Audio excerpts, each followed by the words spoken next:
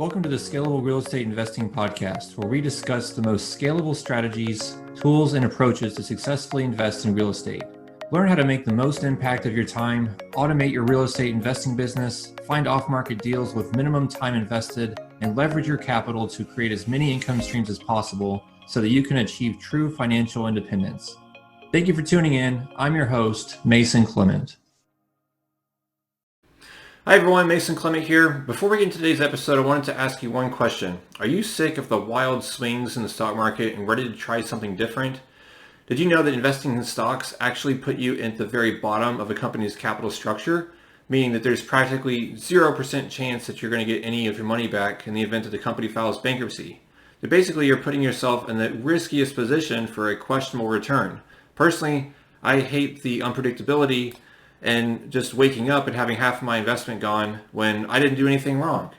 So what a lot of people don't know is that you can actually make higher returns on a consistent basis by investing in the opposite end of the capital structure, which is actually the safest place to be, which is on the debt side in a first lien position. And you can do that by investing in real estate, and specifically investing with my company in notes that are backed by the land that we purchase. So if you're ready to diversify your income stream, go ahead and go over to scalablerei.com and click on invest in the top right corner.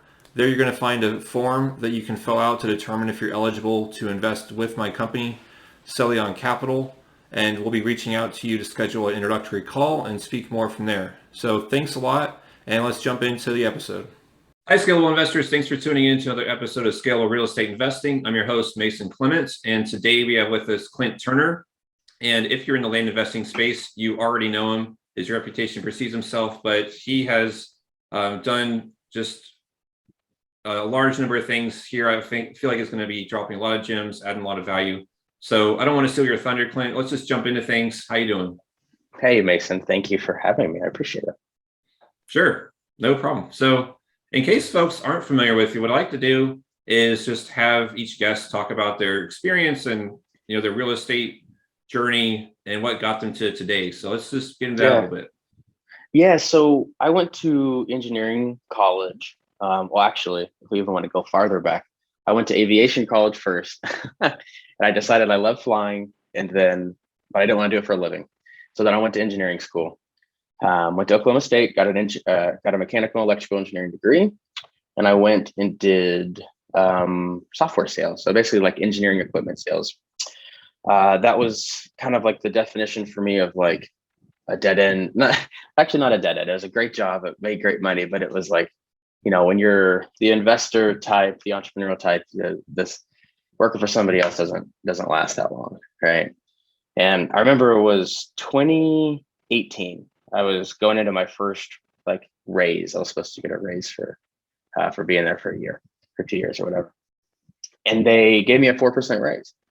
And I was like, well, inflation was 2.5% last year. And I had this logical conversation with them, and a 4% raise was what I was getting. And I was probably in the top 10% of performers in that sales team. And I was like, well, that's it for me, right? I got to figure out something else to do. Always been entrepreneurial from a kid to college to beyond. When I was 10 years old, I was fixing broken iPhone screens off Craigslist. I was breaking people's Xbox controllers open and adding different lights to them for $50, whatever. My parents hated it because there would always be these random people coming by our house. But I've always been doing something in the entrepreneurial realm. And I graduated college and was looking for something to do, and I was trying a few things. And to get into land, truly land was the first thing where I found a big win, right? I was doing a couple other things. I was playing around in the house wholesaling space.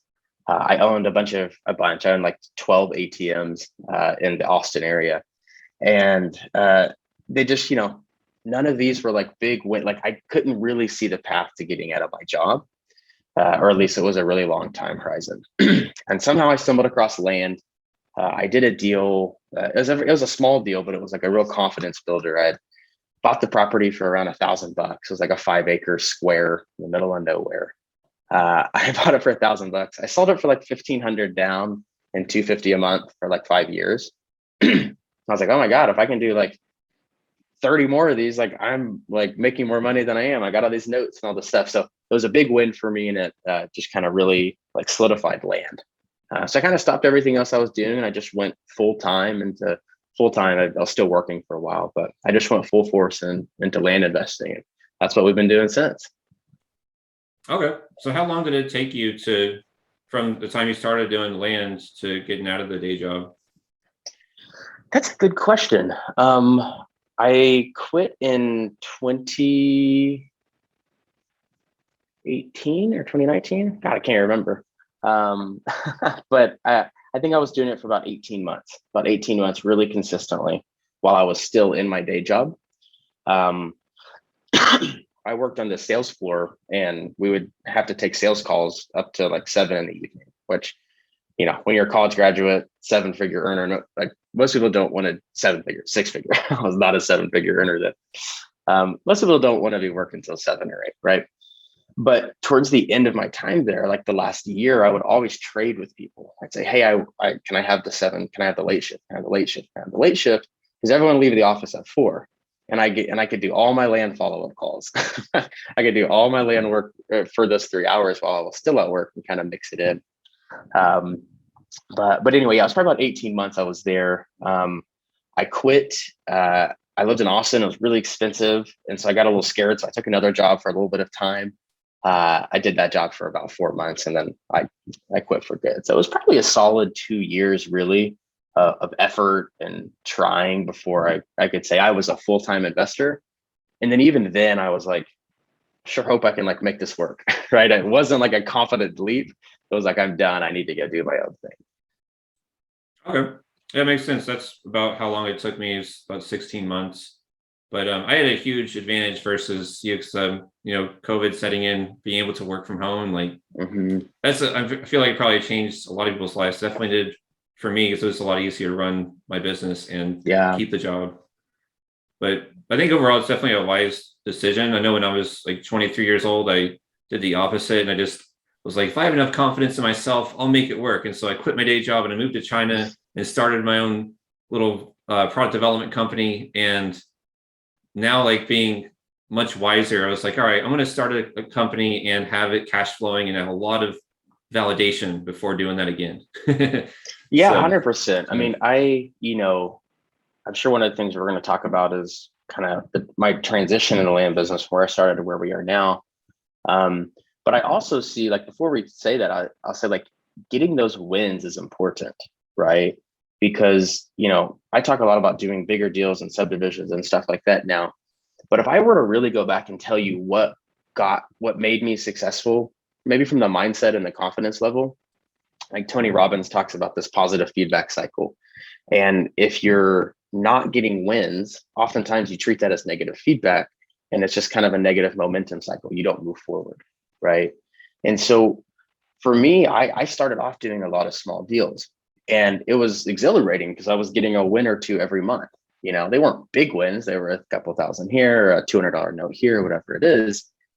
But those, and then like to where I am now, where we're doing a lot of bigger deals, it's like if a newbie came in and wanted to do what we're doing now, they would have to be comfortable going 3, 6, 9 months without getting a deal, right? And when you're working a job and you're trying to like get out of that, there's a realistic amount of income you need, right, to feel comfortable and to be able to live your life.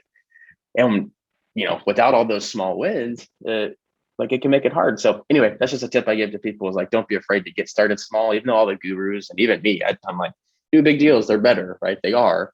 But at the end of the day, sometimes you need a couple small wins to get going. And you want to get that cash flow, you want to get that positive momentum, you want to become profitable before you make that jump. I'm all about people making the jump too. So I probably would have told your 23-year-old self the same thing. Go do it, man. You're motivated. I'm sure you learned a lot in the process too.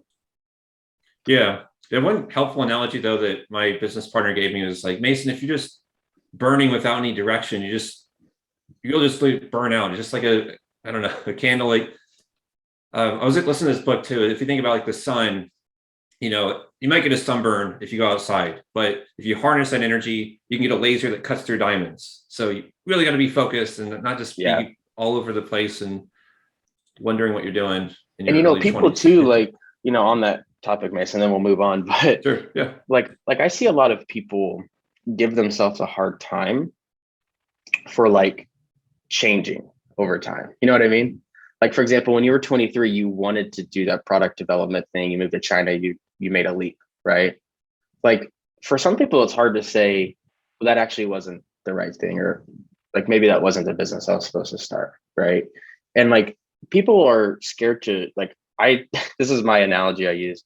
Like we're all just these floating balls of energy, you know? And like some days we have more energy and some days we have less. Like we expand and we contract. And naturally over time we change.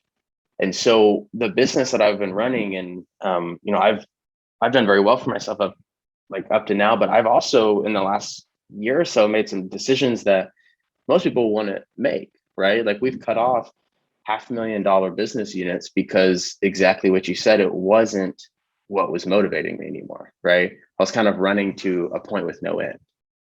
And so, like I think it's really important for people to understand that like you do change on the day, month, yearly basis, right? Having clear goals, I think is important, but also understanding that you do change and like maybe what you were doing for the past couple of years, it's okay to feel like maybe I want to do something different, right? Or maybe I want to do it bigger.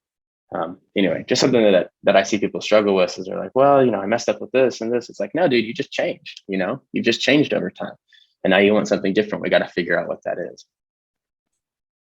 Yeah, definitely. I mean, I've definitely gained something from every experience. And I could also tell myself, oh, I should have quit my day job sooner because I went back into corporate America and it's, oh, I shouldn't have done, a 5-year stint back for the day job. But I still learned a lot of valuable skills there that I'm still using in my business right now. So, just take little pieces from everything. And that's like obviously 100%. where the value is added is that Yeah. overall composition. So, Mm-hmm. yeah. So you've kind of hit on it throughout already, but I was wanting to understand a little bit more detail about that transition. So say someone's got a number of deals under their belt, say 10 or 20 smaller deals, and they want to start transition to these larger subdivision deals. So what was that process like for you? And like, how would you recommend someone getting there? Yeah. So, just again for background, for 3 years, we did deals where the retail value really never exceeded 75,000. That was probably the high end. And I'd say the median would be closer to 30 to 40. Those are the kind of deals we were doing. And we buy them 30 to 50 cents on the dollar, and then we just turn around and sell them. And we offer owner financing on everything we'd sell. And on that note, we would have to be able to get all of our money back in 12 months. That's how we set our terms. So we did that for 3 years. We did a lot of small flips. I built a really big team up to like 20 people at one point, just because there was a lot moving, right? Doing 100+ deals a year. And I'm not like, I'm more of a visionary, not an integrator. So like I had to have a really strong team around me. But I kind of got into a place where I was like, number one, just a little topic I like to hit on there is for anybody thinking and doing land notes, like I really like to emphasize that there's a lot of gurus out there that teach selling land on notes. I think anybody should really treat that as like an awesome savings account, right? Like for example, most of the deals, 80% of the land deals we did, we would buy for just easy numbers, say 10,000, right? And we would sell it for $30,000, but we'd take $5,000 down and we get $500 a month for however long, right? Well, if you do the math there with all my marketing costs and everything, I'm barely made whole after a year. It's really tough for somebody that doesn't have a lot of cash to invest to do that, right? It's an easy way to think about doing the land business, but oftentimes I see people get stuck because they run out of money, right? To sell things on terms, you have to be a bank, really, right? And so you have to have money behind you. So like one thing I did a lot of back then that I had no idea how to do and I've just learned, but I was raising a lot of money from people. It's like, look, we're getting these great returns. I need to be able to close the deals, right? So I did a lot of that back then. And really like when you're doing the smaller deals, man, the $5, $10, $20,000, it's great when you're starting, but over time you realize that the amount of work you're putting in to doing a number of deals that makes a significant financial impact, like it kind of starts to diminish, in my opinion, right? That's why I didn't go build a big house wholesaling operation, because like I'm going to I'm going to do a little get together with a couple of big house wholesalers next month, and I'm going to one of their offices, and they have 6 full-time U.S. based salespeople. They have an army of VAs under them and an operations team, and they're going to do about $5 million in revenue this year. And like we did similar to that with a fourth of the team, right? So we have a lot more leverage, I think, in land. But the challenge you run into is the same one with house wholesaling. Is if you want to do a lot of small land deals, you got to build a big team. And whether you want to do it overseas or US, that's a different discussion. But that to me, going back to what we were talking about a minute ago, like that wasn't exciting to me, right? I'd been doing it for a few years, and I really had to understand in myself that like, I don't see an end. Like, I don't know what I'm working to with this other than just to earn the next dollar. And for some people, you got to work on earning the next dollar, right? That's just where you are. But for me, like it wasn't the primary goal anymore. It was where am I going to make my next dollar? I really wanted to be working on something that I was excited about and passionate about. And like, to be honest, I told people this all the time in land. But like land is not that exciting. Land is boring, right? Especially the small land stuff. When you're just flipping desert squares that are hundreds and thousands of miles from you, it's just paper shuffling. It gets kind of repetitive, and it's not necessarily what I'd say I was like made to do, right?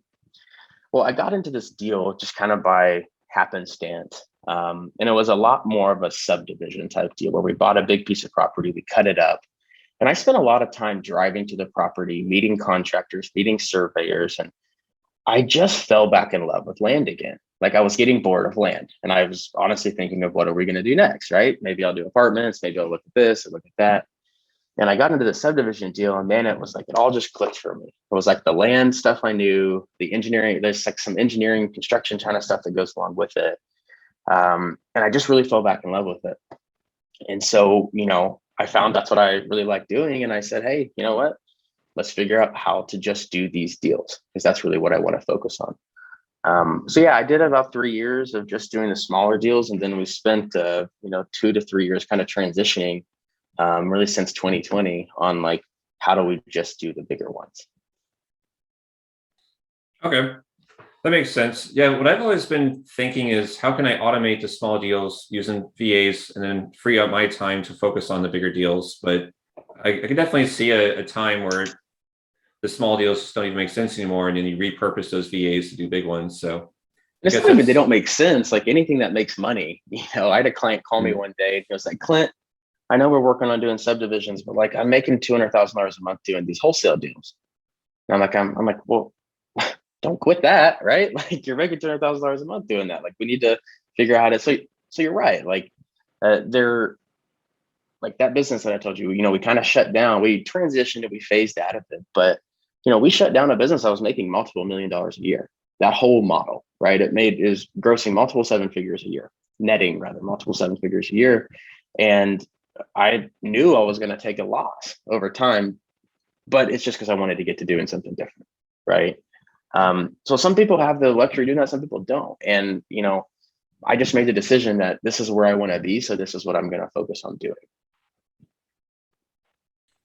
okay. That makes sense. So can you discuss a typical subdivision deal that you work on these days? Yeah. So I live in Texas. I found when you're doing value add land deals, it's pretty beneficial to be near it. I think it gives you more of a competitive advantage.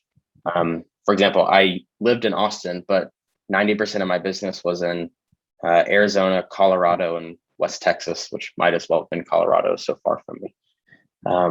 So like, we've done over 600 deals, probably over 600 of them I never stepped foot on, never seen other than whatever pictures we got back from them, right?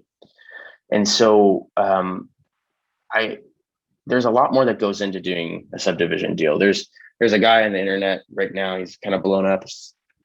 Name is Alex Ramosi. I'm sure anybody that listens to this probably has seen his stuff. He talks about almost every business is just information arbitrage, right? It's what do you know that somebody else doesn't know. And so getting focused in areas has really helped us because, you try and work a deal and you got a lot of questions that you don't know how to answer.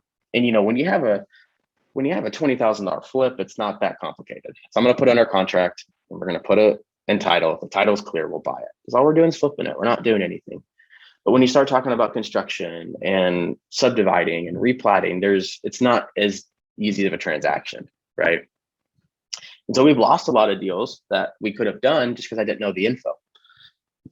But by being focused in that area, whenever the time came to make a big purchase decision again, I'd already learned that lesson. So that's kind of the first thing that I'd say is that we switched from doing really remote stuff to stuff that's a lot closer to my geo. I happen to be in Texas, so we do a lot of Texas.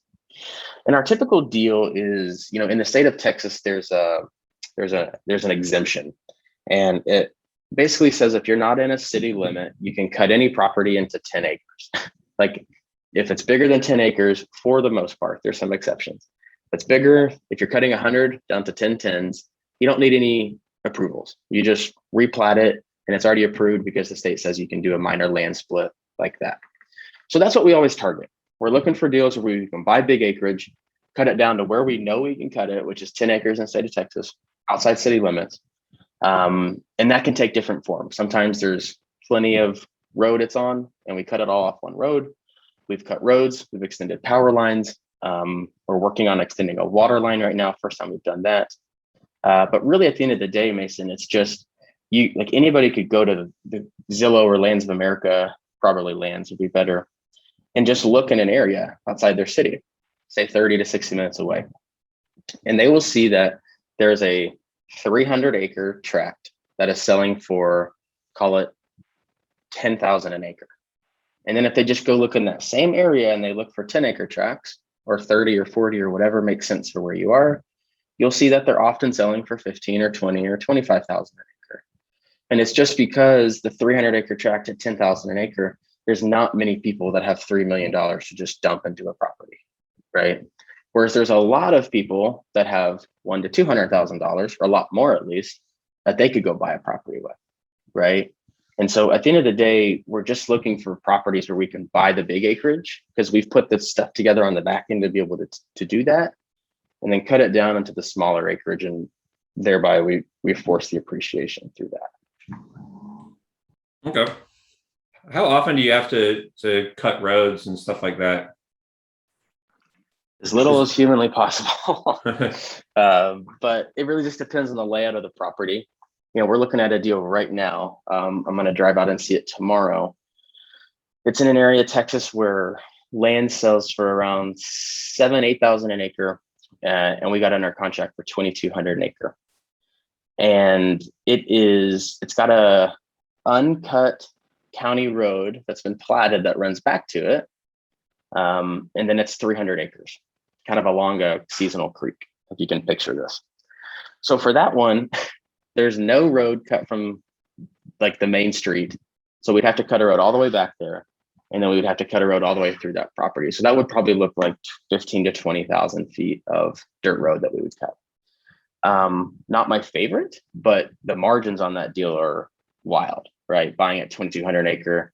If we can just go put that road in, that dirt road is going to cost about $10 a foot, right? So if we got to go put in $200,000 to it, we're still going to make, call it $1 million on the project. And so for me, it's really just like it's a question of how much like pain is this going to cause me, right? It's never fun to do construction and do value add. You get better at it, but you're always dealing with contractors and people that you're not always familiar working with. And so I don't, if I don't have to cut a road, I'm not going to, right? But oftentimes, if the properties we find, the layouts require some form of cut that would allow people to access multiple properties.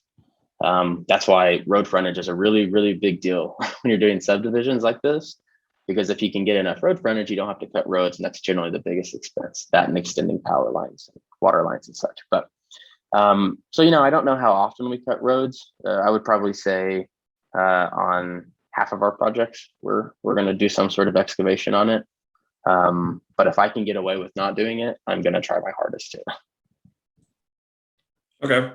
Yeah, it's a really good point. I think people need to realize that you might have 100 acres where it's just one big square rectangle along a county road, and that's super easy to just cut that up. But like I was working on a 100-acre deal where it was barely accessible because the seller owned like two adjacent quarter acre lots, and you got to drive through this, like thread the needle, and then I guess I Mm-hmm. would have to like cut roads and then subdivide out on either side of the road or Yeah, and then something. you're gonna have to get easements from anybody that's in between it, and hope if it's just them, that's easier. But yeah, it's just like at the end of the day, it's like how I put it to my team is like how much brain damage is this gonna take, right?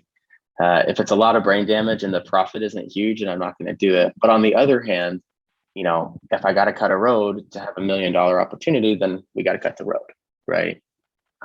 So really just depends. But there's also another way you can do these deals that we've honestly stumbled into, but we've made a few deals like this where we have just basically platted out the property, right? Where we will go and we'll create the concept plan for here's what it should look like. We'll have the surveyor go out and stake it, and we'll have the county approve it, or at least get an email from the county saying there will be no problems. Because again, it's often already approved because it's just a 10-acre split. And we'll package that together in a nice looking format, and we'll take it to market and we'll list it, right? And typically from the time you close on a deal to when you're going to start any sort of construction, it's going to take you at least 30 days. So why not list it with all the plans and let somebody come buy it if they want to, right? Or in the meantime, you're building interest in the individual lots you're gonna develop. But we've done a couple of deals lately where we've just said like, hey, this project's worth $3 million when it's done, right? We'll sell it for 2.3 right now or 2.4. And there's a lot of people that they want to make a real estate investment. They're not a super experienced investor. B, have a lot of money, and C, want a ranch. There's like a lot of people want land. The amount of people you talk to, I'm sure when you say they do land, half the people say, "Oh, I'd love to own land one day," right? Everybody wants to own land. And so there's a lot of these older rich people they have money, and when they see this opportunity where they can buy a ranch that's already planned out to be subdivided, they can hold it and use it or 1031 into it for tax purposes if they want. And then when they're done, they can keep letting appreciate, and then they can finish the project. Because we've already said, here's the bid for the excavator. Here's the bid for the power company. Here's how you do the roads, and they can just go do it, right?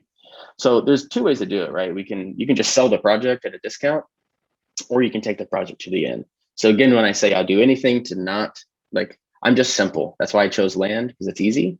So like if I can sell it without having to do anything, I'd love to do that. So there's a couple of different ways you can go on it. Yeah, it makes sense. So you could also sell it to a builder, just selling paper lots where you don't have the roads cut, but everything's approved, and you can go out there and do it. Yeah, and when you're building, like when you're doing 10-acre tracts or acreage tracts, there's not a ton of builders that are looking to acquire those in bulk. They're looking to acquire like the quarter, half, 1-acre tracts, like right there at the edge of the path of growth, right? Whereas we're normally 30 to 60 minutes outside the city. It's a lot more of a luxury buyer or somebody like a more niche buyer. So home builders for us aren't a big one unless we're doing something closer to the city where we're cutting down on the smaller lots. And again, we're looking at a few of those, but when you really dig into the numbers, it's like, okay, one of those projects will take 12 to 18 months. How many of these other projects could I do in that time frame, right? And how much less brain damage is it going to be? Because for a project like that, you need city council approval, city engineering approval, all sorts of different stuff you have to go through. So there's plenty of money to be made in a lot of different ways. But again, for me, sometimes it just comes down to brain damage. Okay.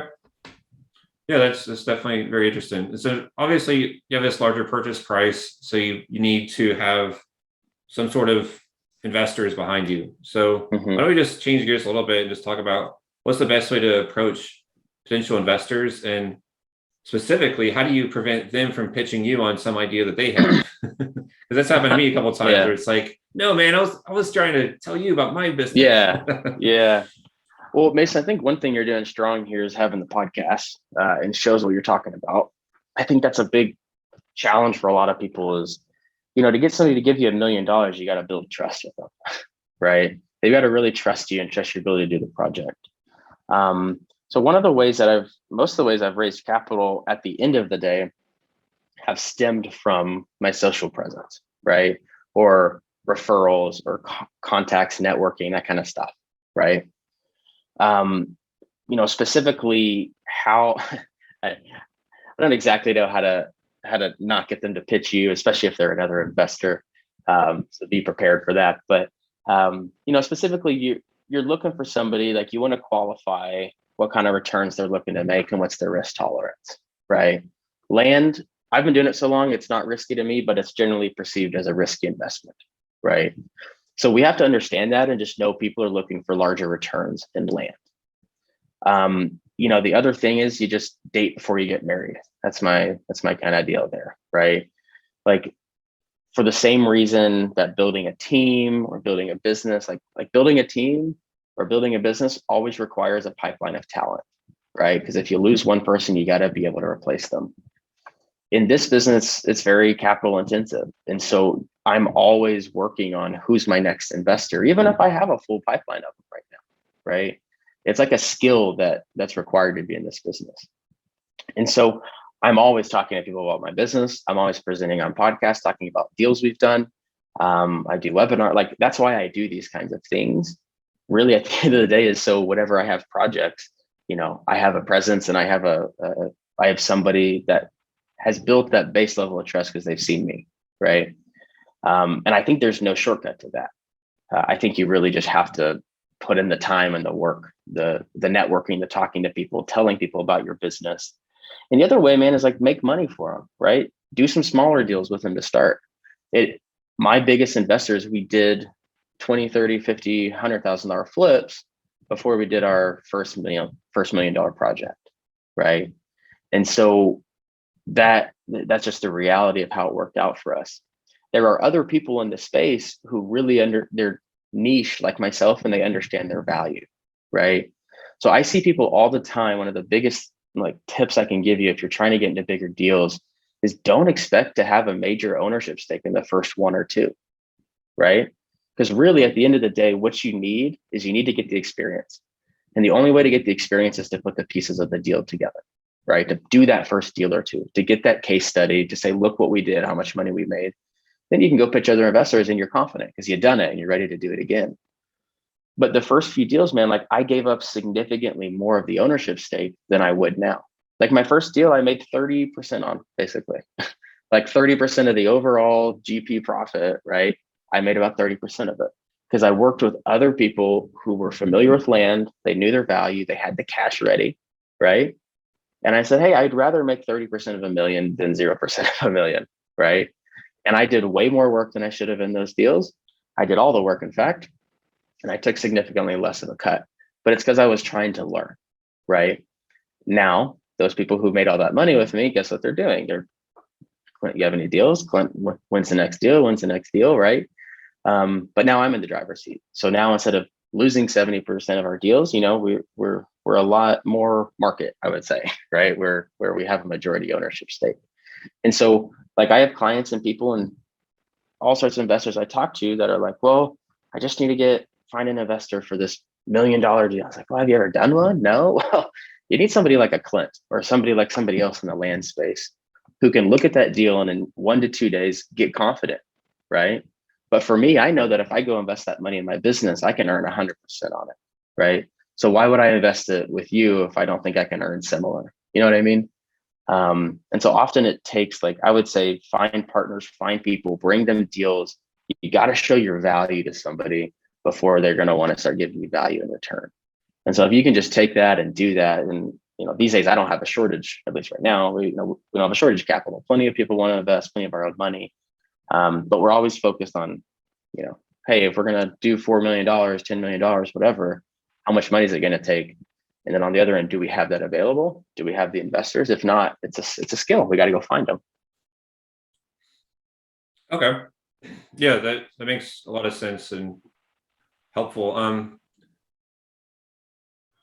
One thing that I've learned in my early stages of talking to potential investors is I think it's really important, and you hit on it already, is to ask them, what do they expect to earn for the return? Because, like, I showed with one investor one deal, and I was really just looking for someone to provide the debt finance on it. I was trying to get some quasi hard money loan from the private money lender type guy. And I don't think he was looking for that return, but I didn't ever ask him.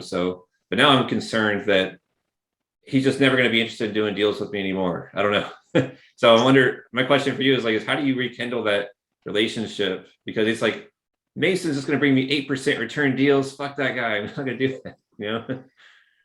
You know? I think it's the same with everything is like, you got to be like, I'm just thinking of something that happened last week where I dropped the ball and it was my fault and something happened with people in our space or in my businesses rather. And like, there's different ways to approach that, right? There's ways to be like, well, you did this, this, and this, that wasn't right. And that's why it caused me to do this. Or you can say, hey, I fucked up, right? I messed up. And like, this is what I did the first time. I've grown. This is what I think, needs to happen. And so to answer that question specifically, that's how I would go about it. I would, if you had a conversation with them, it didn't go well because you're pitching 8% returns, I would go back to them or write them a handwritten letter and say, you're right, 8% returns suck, right? Let's talk about like 20% returns.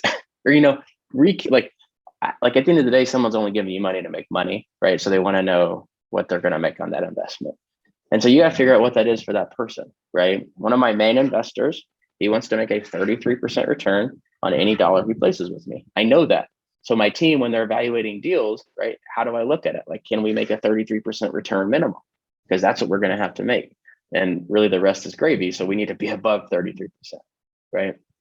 And so that's how I kind of think about that is like, at the end of the day, you just need to understand who you're working with and what they're looking for, right? I have other people I've met in the last few years who are less interested in the, risky, quote unquote, land development plays, but they're much more interested in stable 10% returns, right? I've actually met a lot of people interested in that. And so one thing I've been working on in the back end is like, how can we do land notes in a way where I can give somebody a 10% return and they own the asset, right? And then they're making a stable 10% return on a first lien position. That's a very safe bet, right? Is owning a first lien position mortgage rather than investing in a speculative land deal.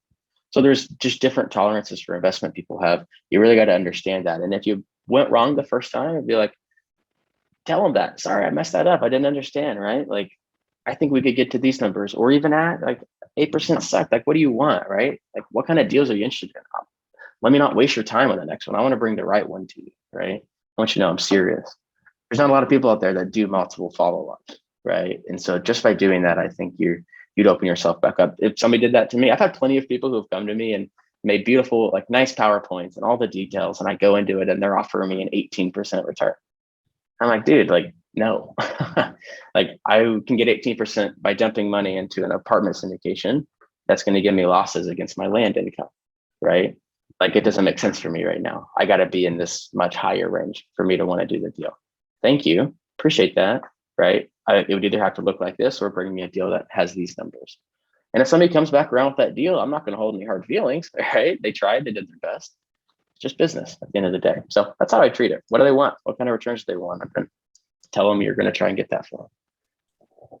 Okay. Yeah, it's really helpful. And the other thing I was going back and forth in my mind about is like, well, that's a scarcity mindset. I need to look at abundance mindset. Just find more investors. He's not the only guy that's going to invest. There's other people out there. There's probably millions of people. I just get tell my clients this all the time. I've not found one person who can't sit down and write 10 to 20 names of people that they know, they've met, that have money and would be interested in their niche land investing business, right? House flipping's been around for a long time. So if you go to somebody and ask for money to flip a house, it's not like that cool, right? And I know this is a little bit more meta, but people are looking for like alternative investments, right? Everything's very commoditized these days. Land is not an asset that a lot of people work with. So land investing is just by nature very interesting to people. And so I find that I just tell my clients, just put a list of 20 people together, sit down and take them to coffee, and don't ask them for money. Just tell them you want to show them what you're doing, right? Just tell them you want to show them what you're doing because they're going to naturally become interested. Now, people that want to invest will ask you versus you having to go and ask them. And that's kind of the trick of like, you always want to keep that pipeline full of people who are like, Clint, you got new deals coming up, right? You want to keep that pipeline full when it just is that. It's Zoom meetings, it's having coffee with somebody and just saying, here's the deals we're doing, here's what they look like. What are you up to? What are you working on? They're like, oh, that's interesting. Maybe I'd invest with you at some point, right? That's been my best way. And I've yet to find a client who can't fill that out and then if they meet with everybody, that they don't have potential investors. But it Okay. takes it takes the guts to go out and do it, and the time and the energy, right? Yeah, exactly. And I find the discipline, because it's like, well, I got to run my own business and I'm onboarding these VAs, and like, oh Yep. my God, like, how do I have time to do that? But I know I just have to make time. Yeah. So that makes sense. Last question. We're coming up on your hard stop, but I remember when I first started working with you in your Learn.Land training program, you had mentioned that you've become an expert at building the right teams. And I've definitely had my fair share of trial and error with trying to hire the right people. And just last night, it really started to connect with me. Like, this is what I would do first. Like, don't even do anything myself anymore. This is the most important thing. So how do you feel like you've really refined that process and identify the right talent now? Yeah. So I'll answer that question. I want to preface it with something though, is that there's a right time to hire, right? Um, and a lot of people will be like, well, you need to have hired yesterday. And in fact, that's typically true, is like most people are doing way too many things. But there's also a reality that most people need to just check in on, of like, am I financially comfortable and stable enough to make that investment to hire somebody, right? I tell anybody, if you're going to hire someone, like a new position you haven't had, you need 6 to 12 months of that salary just set aside. So you're not worrying about it, right? You need to know you have that. And that's kind of my baseline. Should I hire this next person? Am I doing too much of that thing? And I can make that investment. I have that salary ready, right? That's kind of my like formula. It's not perfect. And sometimes you need to hire before. I get that. But um, people can come on and listen to podcasts and they're new and they're like, well, I don't have the money or the ability to hire a team of 5 or 7 or whatever it is, right? So that's how I generally decide. Even for me, still, like when I'm going to hire a new person, like we just hired a very high level integrator for one of our businesses. It's a high 6-figure, multiple 6-figure likely salary with bonus and everything. It's a big hire for us, right? It's one of the first times I've hired a multiple 6-figure employee. And so I had to sit down and say, am I ready for this? Like, because I don't know, I've never done this before, right? Do I have that salary? Am I confident and ready to invest in this person for the next year to make sure that they're going to do what they're going to do? So I still make those decisions myself. Now, how do you actually build the team? It's just like, the book Traction talks about it a lot. It's GWC. Does the person get it? Do they want it? And do they have the capabilities for it? Capacity, rather, I think it's the C, capacity for it. And they're all equally important, right? First off, like, are they just going to get the work? Are they going to be able to be trained into it, right? For really G and W in that equation, do they get it? Do they want it? We've really heavily relied on personality tests to get through. It's like same thing with buying an off-market deal. You get 100 leads, you got to get down to those 5 or 10 good ones and really work them, right? Same thing with hiring. When you pay and you get all these applicants, you got to be able to get 90% of them out because they don't meet some criteria, right? And so like for a sales role, we use the DISC test. There's another one called PI, predictive indicator, that's really good too. But I've learned a lot about the DISC test, and so I do DISC pretty heavily. And so I'm looking for a person who responds specifically to that personality test. And I want them to respond different ways. If they're a sales role, right? Like business can be broken down into 3 areas: your HR, finance, all that kind of stuff, okay? Business ops. And then you have sales and marketing. It's kind of one box. And you have operations, or what you do, right? We buy land and sell land. That's what we do. But every business has the sales box. And so if I'm hiring a role over there, I want to see a very specific profile of the personality, right? Versus if I'm hiring somebody that's more operations based, I want them to be less of like a go-getter, less of somebody who needs a commission on every deal, and more of somebody who enjoys data and spreadsheets and process, right? And everybody knows like there's a lot of different people. My wife is an artist. I'm an entrepreneur. We're very different, right? And so she would be much better. I'm actually not going to say that, but somebody of that type who's very process oriented, very like do this, this, like they're going to be much better on an operations team. Whereas I'm looking for somebody that's more charismatic, that's driven by opportunity, that's driven by growth, if I'm going to put them in a sales role, right? So I think being able to sort through the high level to the low level of like who really fits the profile of this position, I think that's number one. And then culture. Culture is number two. Culture is something that never ends. You start it when you start your business, and it will not end until you shut your doors down or you sell the business. All right. Culture is something that's built day in and day out. It's built through learning, growing, doing all the things together. Right. And so culture really is like that process of A, how do we interact with each other? But B, like, what's our expectations as our company? Right? What are our goals? We're growing towards this thing. Therefore, we all need to get better in this area. And therefore, everybody's excited about getting better in that area. Right. And so being able to build a culture where people are excited about the work they do, again, a lot of it goes back to getting the right person in the seat up front. And we typically interview 10 to 20 people and probably have 200 to 300 applicants for every hire we make, right? Because that 200 generally goes down to 10 to 20, and that 10 to 20, then I do a very in-depth review on. And sometimes you just got to make a gut decision on, I'm going to interview these 5 people first, right? And we'll go through and we'll interview people. And if they have the skill set, man, if somebody's got demonstrated history in sales, they can do like land sales or land acquisition. They've got the skill set. They need to be able to learn. They need to be able to learn the specifics of what we're selling and what we're buying and all that kind of stuff, right? So once I've established that they're the right personality type, they've got some demonstrated experience for what I'm looking for, then everything else I'm looking for is culture fit, right? Are they going to fit in with the company? Are they going to fit in with me? Are they going to fit in with the team? Because at the end of the day, that's a big piece, is like, how do people work together, right?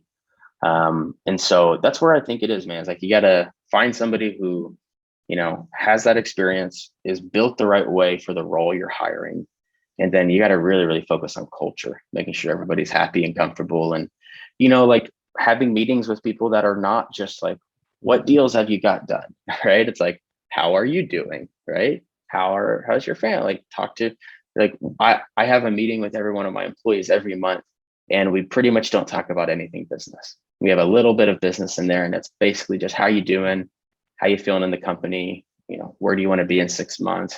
How's the family, kids, vacation, all that kind of stuff, right?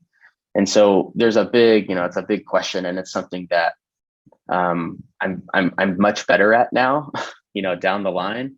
And there are people that are much better than me. It's just a skill you never really finish building. You just keep getting better and better and better. So yeah, man, you got to establish, what are the low dollar things I'm doing, right? Then you got to find who is the hire for that person. And you got to make sure they GWC, they get it, they want it, and they got the capacity for it, right? And capacity is just like, do they have the time? Like, a full-time mom can't do a 40-hour-a-week job, right? And again, I don't want to say that as a holistic thing, but if I'm looking for a really hard-hitting salesperson, and someone, has been a stay-at-home mom for the past 3 years, and they don't have childcare and like don't have the ability to be really active in the business 40, 50 hours a week, like they don't have they don't have the capacity, right? And so, sometimes you got to make hiring decisions based on that. But that's generally where I go, man. That's how I think about building teams, and that's something that we're continually working on getting better at. Okay.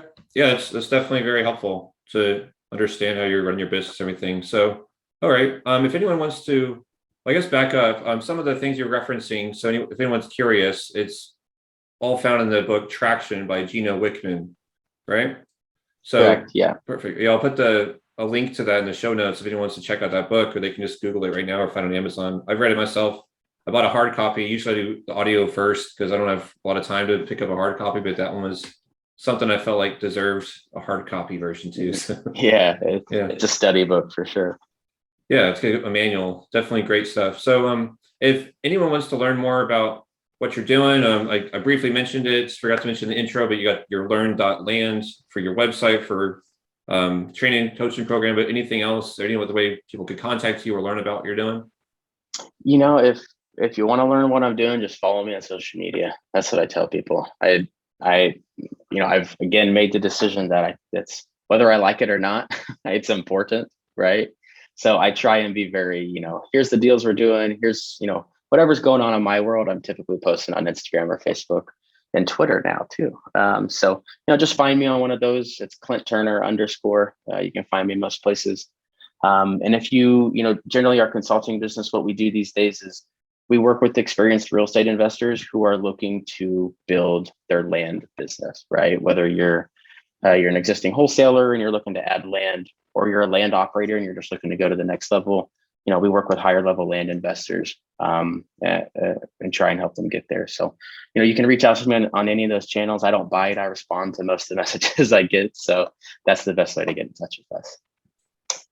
Okay, perfect. And the consulting business you referred to, that's people can find out more at Learn.Land for that, right? Correct. Yes. Okay, perfect. Great. I'll put all in the show notes. Thanks again for jumping on the show. It's been really helpful. I hope a lot of listeners have gained value from it. So thanks again. Yep. Thanks, Mason. Appreciate it. All right. That's another episode of Scalable Real Estate Investing. Thank you for tuning in. Please be sure to leave a review and subscribe on whatever channel you're using to listen or watch these episodes. And also be sure to go to scalablerealestateinvesting.com, scroll to the bottom, and fill out the form to sign up for our email. And you could also reach me directly at mason@scalablerealestateinvesting.com. That's MASON @scalablerealestateinvesting.com. If you'd like to get in touch with me to either partner on deals or even be considered to do your own episode on this podcast. Thanks again, and have a great day.